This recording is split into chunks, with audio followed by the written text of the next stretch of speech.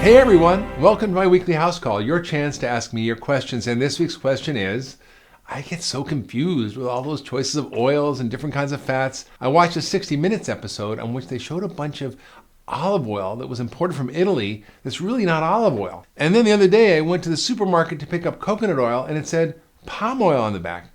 I don't even know what that means. Can you help me figure this out? Well, unfortunately, this is a big problem. When it comes to choosing oils, quality is the most important thing.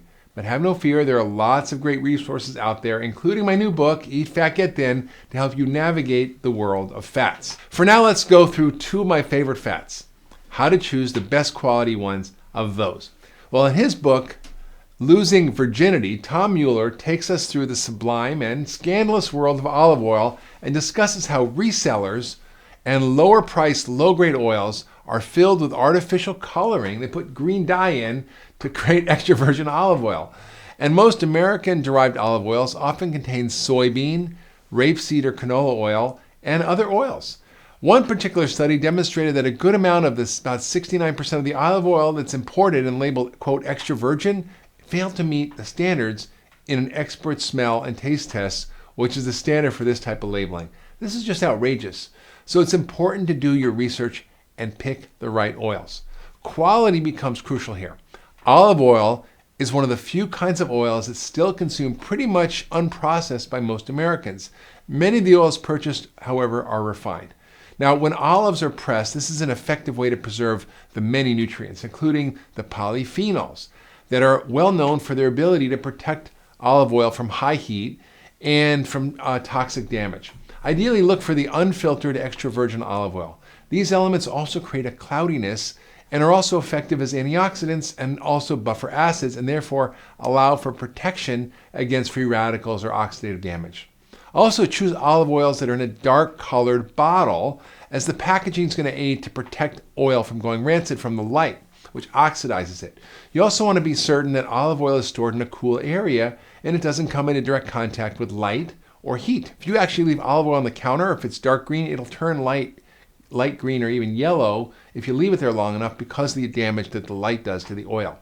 Recent studies compare extra virgin olive oil's anti-inflammatory power from pressing in the first olives in the production versus the anti-inflammatory power of later pressings. Well, they found that the extra virgin olive oil lowered inflammation, whereas the non-extra virgin olive oils could not lower inflammation.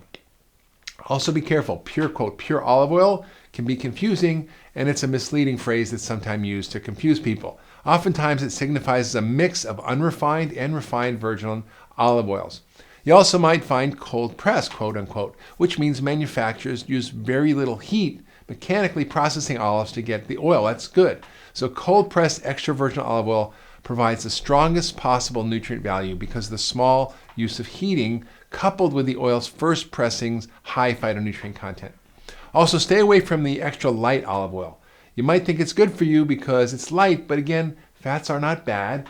They're good for you. Low fat or light, quote, light foods are highly refined and processed. Now, there's something else that's important to know about oils. Heat and other factors cause oxidation and problems. So put your olive oil in a dark, cool place. It's sealed up tight.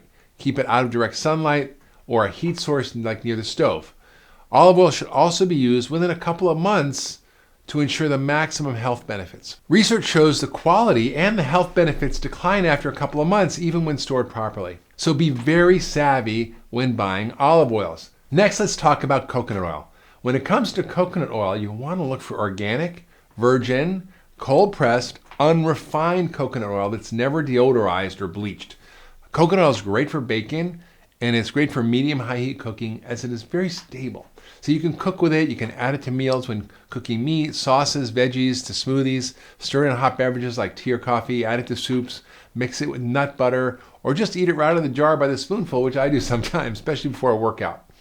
Now, palm oil is a vegetable oil that's pulled from the oil of palm trees' fruit.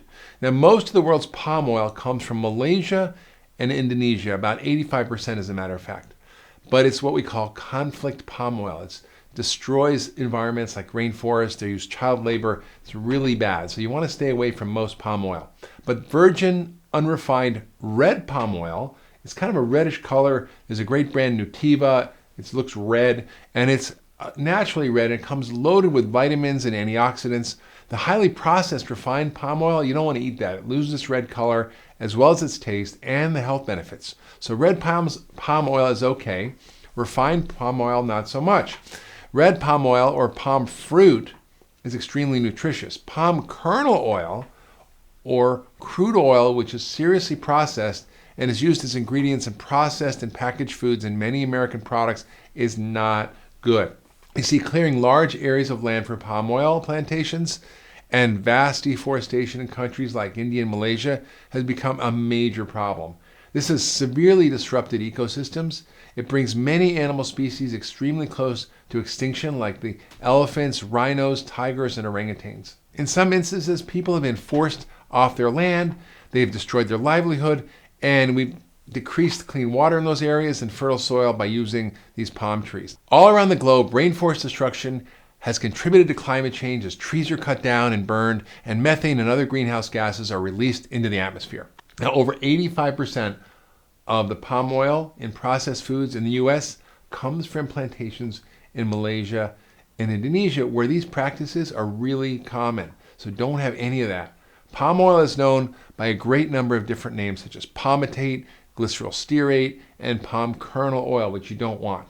Most of the U.S. palm oil, which is contained in a great deal of the food supply and processed food, is what we call conflict palm oil, which involves deforestation, disruption of ecosystems, and even violations of human rights where they get kids to actually grow the stuff. Only buy products with sustainable palm oil. Look for the certified sustainable palm oil label, that CSPO label. These products can be recognized as sustainable and carry the CSPO trademark. Buying products with this trademark ensures that the palm oil in that product comes from sustainable sources and that those people who make that stuff care about the social and environmental concerns of conflict palm oil. Now, when it comes to oils, always choose organic, choose unrefined, cold pressed, or expeller pressed oils. Be sure to contact the company directly to ensure the product is truly cold pressed. Organic production prohibits GMOs, which is very important. It also prohibits the use of hexanes for extraction in oils, which are quite toxic, so you can avoid these by going organic.